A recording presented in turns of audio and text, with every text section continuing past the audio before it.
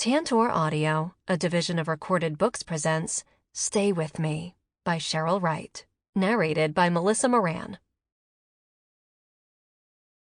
Chapter 1. Georgie DiNamico had that pouty look she got whenever Tyler Marsh tried to convince her she should do something new, usually something she wouldn't like. Tonight, the discussion centered on their chosen attire for their upcoming wedding. "Baby," Tyler said, "don't give me that look. You know very well how great you look in a dress." "Uniform. Skirt." "No! You are not wearing that drab old thing to my wedding." That got a wide grin from Georgie. "Your wedding?" Tyler had to laugh at herself and her stance. Tackling Georgie on the old leather couch, she snuggled in, savoring her scent and warmth. For Tyler, there was nothing as perfect as being held in Georgie DiNamico's arms. It had been more than a year since that fateful January morning that had started Tyler on this path, when Georgie's cousin Lou Phipps had drawn all the stakeholders and company advisors together to challenge Georgie DiNamico's place in the family hierarchy. For years, she had been the heir apparent to the DiNamico legacy, but a surface-to-air missile had changed all that. A pilot with the Air National Guard, she had been nearing the end of her second tour in Afghanistan when her helicopter was hit. The only survivor of the crash, she had endured years of survivor's guilt on top of multiple physical wounds and a debilitating head injury. With the love and support of her family, she had recovered physically, but it wasn't until Tyler came on the scene that she really started to live again. Tyler had done that by simply seeing the woman for who she was, instead of judging her by her deficits. And seeing Georgie as the capable woman she was, Tyler had just assumed she would still want to take the helm of the new division. She was just glad the new business plan included a position for someone with her skill set. It wasn't like there were a whole lot of companies out there looking for advice from an economic ethicist, certainly none in Western New York. As soft lips began to trace along Tyler's temple, she couldn't deny the woman loved her completely. That was the thing most people didn't appreciate. When Georgie committed, she was all in without reservation, and Tyler could only thank her stars she had taken a chance on her. Of course, that didn't mean Georgie was without her own opinions. Wedding planning, she was starting to realize, was going to be as challenging as last year's preparations to thwart the attempted hostile takeover of the family company. While she had gotten Georgie through that and all the upheaval that followed, not everything had gone as planned. The biotech company Georgie had wanted to create had morphed into a leaner enterprise, concentrating on broader R&D challenges. After the company reorganization, Georgie had remained the chief innovation officer at DME and across the newly formed companies. She had named 2 of her engineers as directors to run the engineering change programs in the other divisions and report to her. Her feisty cousin Lori Phipps was now the president at Dynacraft Yachts. The legacy DiNamico Marine Engineering, or DME, now served as the parent company to both Georgie's new R&D enterprise and Dynacraft. And a third new company was created to manage investments and real estate. Lou Phipps, now president of that new division, DPP Holdings, had been a bigger challenge to rein in. With her sister Marnie formally named president and CEO of DME, things had worked out exactly as everyone hoped. Even Lou was happier presiding over his own small division. At last, there seemed to be accord among the family members, and it radiated steadiness throughout the companies. Everything had worked out as planned, with only one real wrench. When the time came to name Georgie president of her new division, DynaTech Research, she had shied away, demurred. This after Marnie and Georgie had spent weeks negotiating the organization, plus sorting things like personnel to be transferred to the new company. In view of all this, Marnie had taken Tyler out to lunch, just the 2 of them. Tyler had been perplexed by the invitation, even a little apprehensive. They hadn't gone far, just down to the Fleet Street Grill, and as usual, Marnie hadn't wasted any time. Sitting at the prime table in the restaurant's bullnose, she had ordered her lunch and sampled her CC and Coke before asking straight out, "If you and my sister break up, will you still want to work with her, or would that be too hard?" Tyler choked on a mouthful of too hot coffee, burning her lip in the process. "What? Oh my God. Did Georgie ask you to—" No, she wouldn't." Marnie rolled her eyes. Shaking her head, she told her, "Will you relax? Must I remind you, tact is not my strong suit?" Seeming to recognize how much she had startled her, she added, "I'm sorry, kiddo. I promise you, Georgie hasn't said anything to me. Well, she has, but it's all slimy, lovey crap. I swear to you, my sister is bad crap crazy mad in love with you. That's not what this is about." Tyler fished an ice cube from her water glass. Wrapping it in the linen table napkin, she pressed it to her burned lip. "Marnie, I swear you scare the crap out of me." That elicited a smile. "Sometimes you sound so much like Georgie." "The old Georgie," she qualified. "Thanks for that." She let out a long and somewhat showy sigh before taking another gulp of her cocktail. "But honestly, we need to have a hard conversation. It's the what-if talk, and I promise my sister has nothing to do with this. Am I clear?" "Yes, I think. But why now?" It was a fair question, or at least it looked like Marnie considered it so. Would she answer, though? She was stubborn and could not be pushed to make any decision until she was good and ready. Relinquishing her tumbler, Tyler watched as Marnie resorted to tapping her nails on the linen tablecloth. It was just her thing, and everyone knew the more frantic the tapping or clicking, the more complex the information to come. "You're wasting your time writing papers," Marnie said. "The work you did on the new business plans, the strategy sessions, and this whole innovation factory idea you have Georgie designing is outstanding. I think it's time you take on more. A lot more." Still pressing the ice cube to her lip, Tyler slumped in her seat. "I appreciate the vote of confidence, but honestly, I don't think I can handle another thing. Between the papers you want me to present in Miami, the ongoing strategy sessions, not to mention Georgie's special needs." Marnie's tapping fingers migrated from their relatively quiet drumming on the table to tapping on the rim of her drink. "It's time you hire a personal assistant for her. It's not right for you two to be dating or shacking up or whatever you want to call it, and you having to handle her personal shit, too."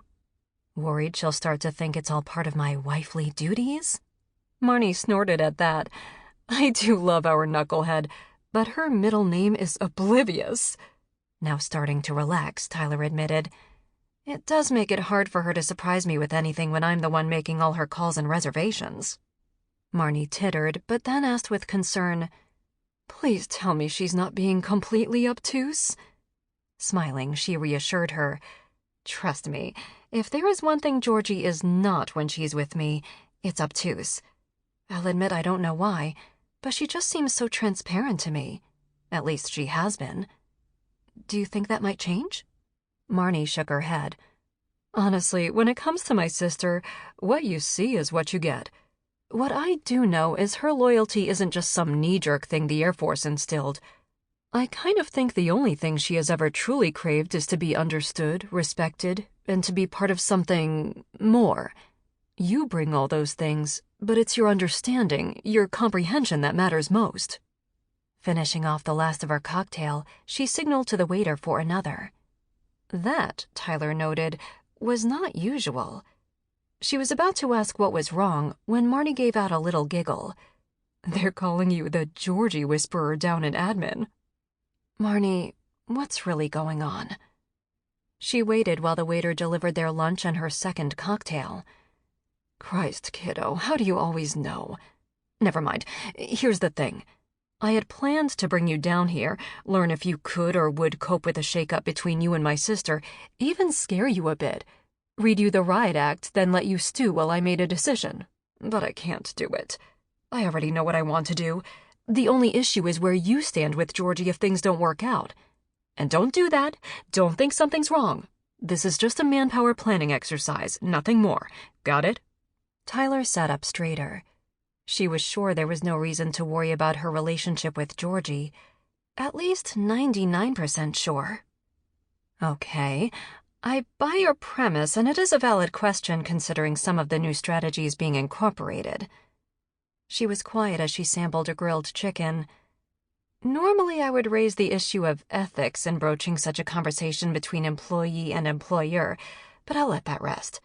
As far as I'm concerned, I'm having lunch with my girlfriend's sister who is asking personal questions I am willing to answer. So, the easy answer is no. I could not continue on as Georgie's personal assistant if things were to fall apart. I want to believe that I'm mature enough to do so with the executive assistant duties, but, well, traveling with her would be really difficult, especially if she met someone. Then, I don't know. Forget the assistant duties, all of it. You'll hire someone. Reading Tyler's confusion, she explained, "You're the one who has to. You know what she needs better than anyone. Hell, you've turned a crappy job into an art form. You're running a tight ship, and you're a damn good judge of character. I'll send the job requisition and salary scale to you and Susan and leave it in your hands." And I'm just supposed to hire someone? Well, I would like to meet the final candidate before you offer him or her the job, but it's really just a rubber stamp kind of thing. I do it with all new hires, and of course you'll need Georgie's 2 thumbs up, but I warn you now, keep her out of the loop until you have the final pool narrowed down to 2 or 3. Marnie's grin edged into the mischievous as she warned with a wink, "Trust me on this.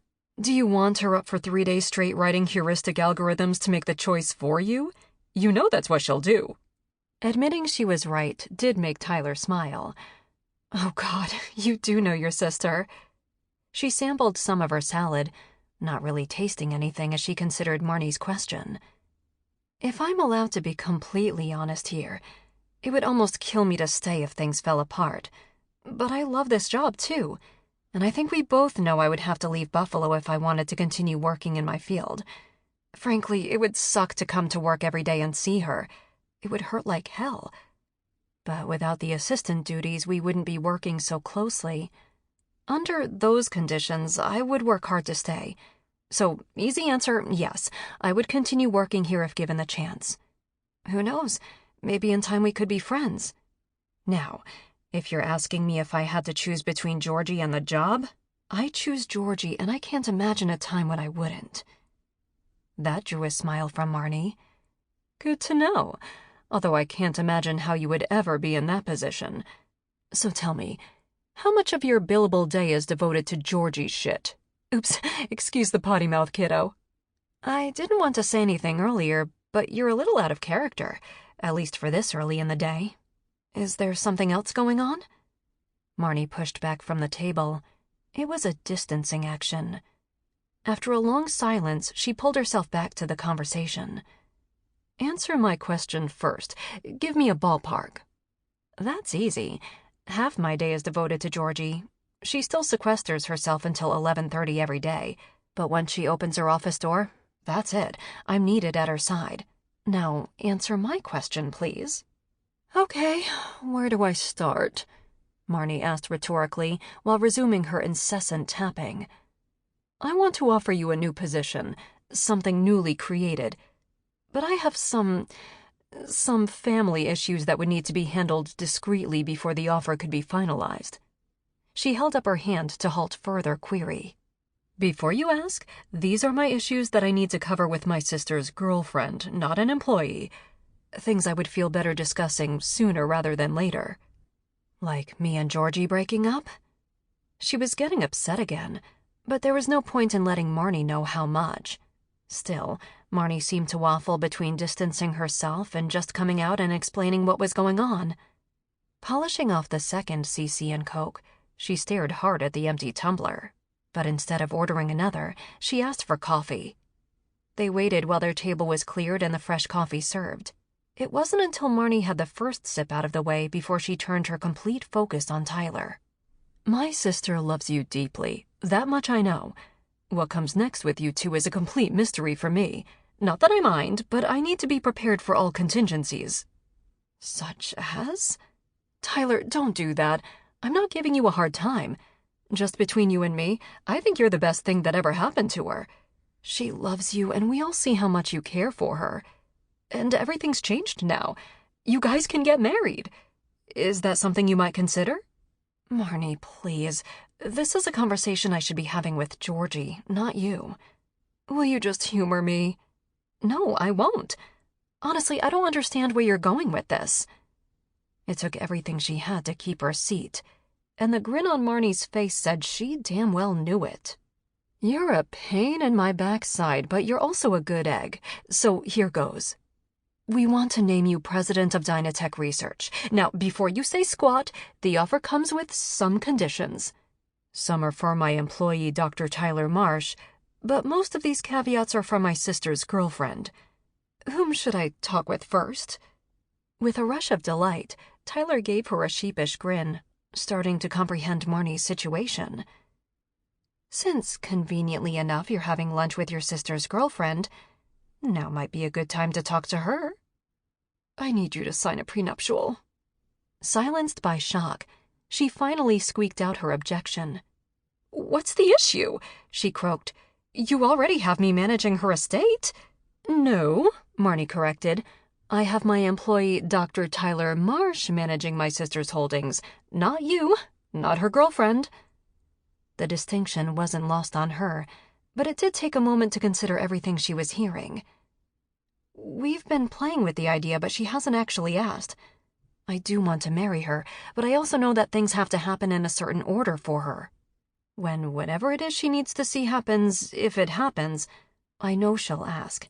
And I think you know I have no issue signing anything you want as long as any kids we have are protected.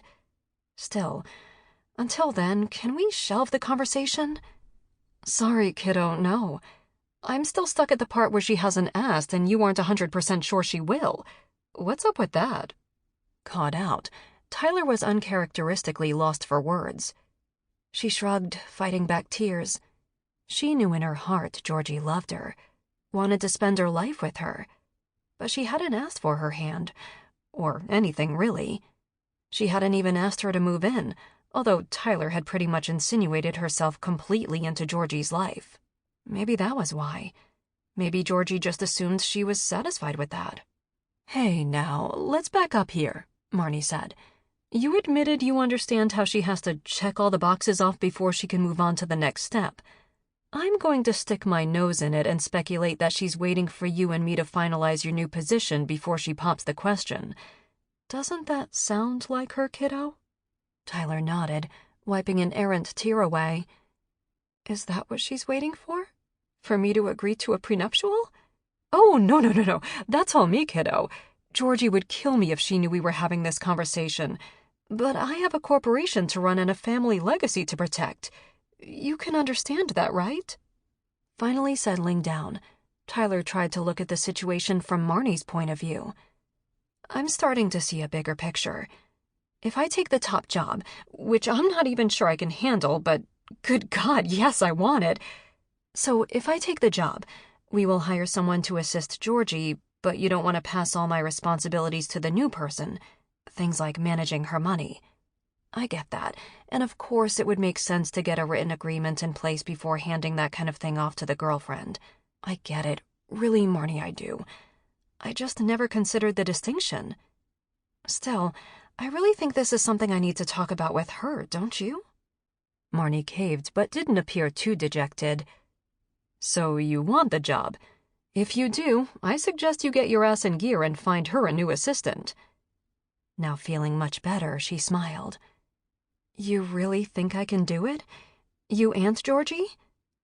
Offering up her trademark grin, Marnie nodded, finishing her coffee before explaining. "You, kiddo, are perfect for the job. You've been managing her department and leading this new strategy for all these months. Face it, your education and experience make you the perfect choice to lead a startup research firm. And as a bonus, you can manage and communicate with your Chief Innovation Officer and VP of Engineering. And, before you ask, that is the title and job she wants. She was adamant that you be offered the spot as company president. Frankly, I'm a little miffed I didn't think of it myself." Now, remembering back to that lunch a month ago, Tyler could still feel the roller coaster of emotions that conversation had been. That night, over dinner with Georgie, she had laid out the plan to hire a new assistant before Marnie announced her promotion. Georgie had been so excited and pleased and relieved. Yet there was still no marriage proposal. As the days, then weeks passed by, she started to wonder if she was wrong. even questioning if maybe Georgie was waiting for her to ask. No, she knew that wasn't it. Almost a month to the day afterward, she was just finishing dinner at her parents' when Georgie sent her a text asking her over. As much as she loved spending her nights with Georgie, she had made some personal rules about spending time with her family, especially now that her sister had delivered a precious little girl. This was her family night. Besides, outside, the rain was torrential. Still, Georgie did manage to lure her out. She arrived cranky and disheveled, only to find a note from Georgie. "I'm on the roof, G," along with a raincoat and umbrella. She stormed her way up the fire stairs, pissed as all get out at having to go back out into the storm when she could be home and toasty warm and making googly eyes at her little niece. Pushing the fire door open, she stopped in her tracks. Georgie, decked out in rain gear and wearing the peaked wool watch cap she preferred when sailing, stood in the bullnose much as she had almost a year earlier. Seeing her fearless in the center of a magnificent storm, Tyler had fallen in love with her again. Unlike that night, the weather now was unseasonably warm for snow, but it had deteriorated into a hard, cold rain. Lightning, also a strange sight for so late in the season, illuminated the dramatic backdrop, while a dozen hurricane lamps lit a wide circle around Georgie. She reached out, taking Tyler's hand, leading her to the center of the circle, the center of her storm. Then she did something that truly warmed Tyler's heart. She closed her eyes to see the words Tyler now knew she had long since prepared. "When I first read your resume, I knew you were smart and accomplished and ready for a new direction. When you first entered my office, I knew you were poised and beautiful and prepared for any challenge. But it wasn't until you walked out here into the storm that I allowed myself to see something more. I wasn't sure, but I wanted to hope that what I saw was real."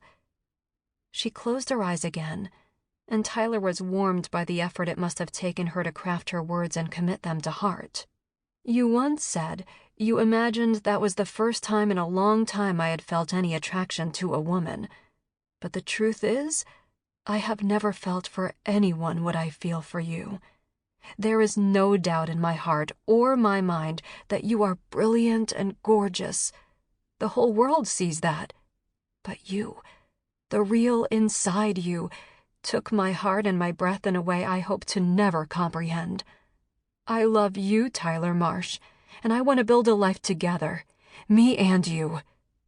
Georgie closed her eyes again, opened them, and then smiling, got down on one knee. Between Tyler almost tackling her on the spot and the pounding rain, Georgie had a hard time getting the rest of the words out, not to mention the ring. Chapter 2. When Lori Phipps decided to hire Tyler Marsh's baby sister to take over as security for the boatyard, she never imagined the kid would be so diligent, much less observant. "You're sure about this?" The look she got in return was answer enough. "Hey, no offense, kiddo. I know you're on your game. I just don't want to chase anyone off if they have a legit reason to be down here." Pulling out the seat at the opposite desk in the little cottage that served as the security shed in her unofficial office, Lori realized she needed more info. "Well, if it's a she, she's obviously not one of the creeps who thinks this is a good place to play Whip-a-Willy." Megan smacked her hands over her mouth. "Oh, boss, my dad's gonna laugh his ass off when I tell him that one." Lori grinned. The Marsh family were all good people in her books, even Junior here. She had gotten to know the kid during last year's family dust-up, her own family, that is. The DiNamico-Phipps clan had finally found peace, and a lot of credit was due to Megan's older sister Tyler and her budding relationship with cousin Georgie. Budding relationship, yeah, right. Those two are madly in love and absolutely perfect for each other. What she wouldn't give for something like that. Yes, she had made a good life for herself, even building her own craftsman home just steps from the beach. She had a life most people would give an arm for, and she rarely lacked for company. Especially now. Since being officially named president of DynaCraft Yachts, It was as if the lesbians were coming out of the woodwork. Too bad she wasn't interested. Oh, she wanted someone, but seeing Georgie and Tyler together had convinced her of one thing. If it's not the real thing, then why the hell bother? I don't think she's a creep. I think she's in trouble, Megan said, almost as a confession. Trouble? She asked, having to think that through. Turning her attention back to the parking report, she noted, she leaves every morning and she's back at the same time every night. I checked the computer. I didn't watch through every single night, but all the ones I checked, yeah. I trust your instincts. You do? Yeah, I do. Don't be so surprised. Hell, I never would have even thought to check the computer for overnighters. Lori sighed, trying to decide what to do. Okay, kiddo. What would you do if you were me? As if sensing the importance of the question, Megan sat up straighter. Even Lori had to admit she looked the part of a cop in the uniform. Tough, smart, in control.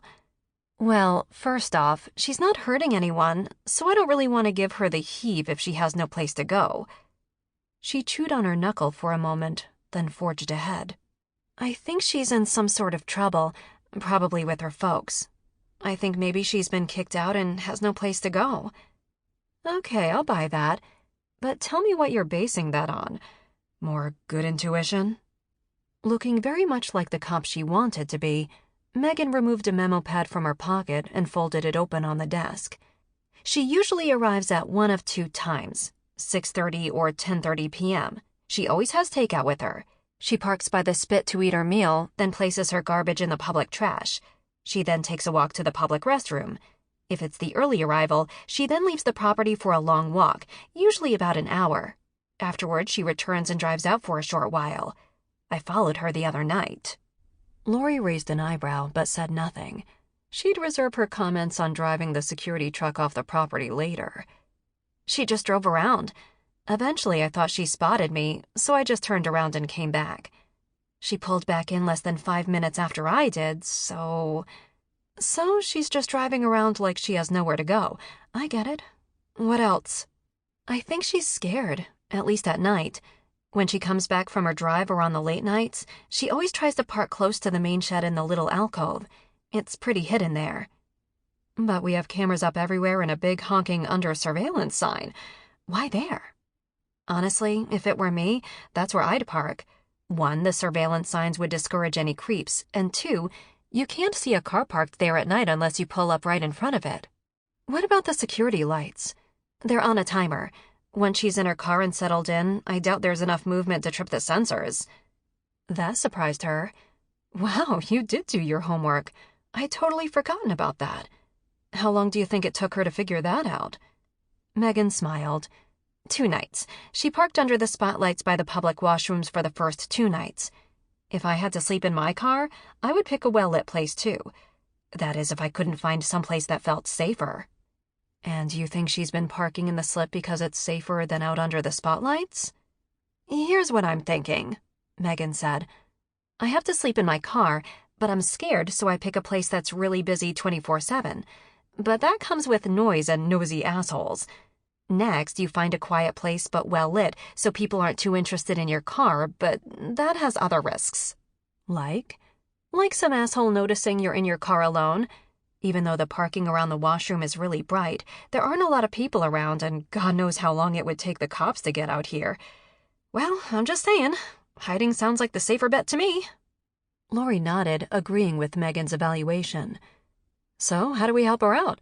I mean, if we confront her, she's liable to take off and go hide some other place. I don't know how you feel about it, but if we can help one person, then why not? Agreed. But boss, how can we help? You said it yourself. If we try to approach her, we'll probably just scare her off. Lori sat silently, tossing her lack of options around, hoping something would stick. Finally, groaning, she picked up the report again.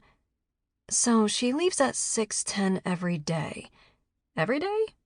At Megan's nod, she asked, Feel like going for a drive tomorrow morning nice and early? Oh man, don't you think she'd spot the truck? Don't stress it, kiddo. We'll find you some inconspicuous wheels. How's that sound? Maybe I should stick around tonight. Just to make sure she's okay. Smiling, she had to admit the kid was committed to doing the right thing. One day, she was going to be a damned good cop. Sample complete. Ready to continue?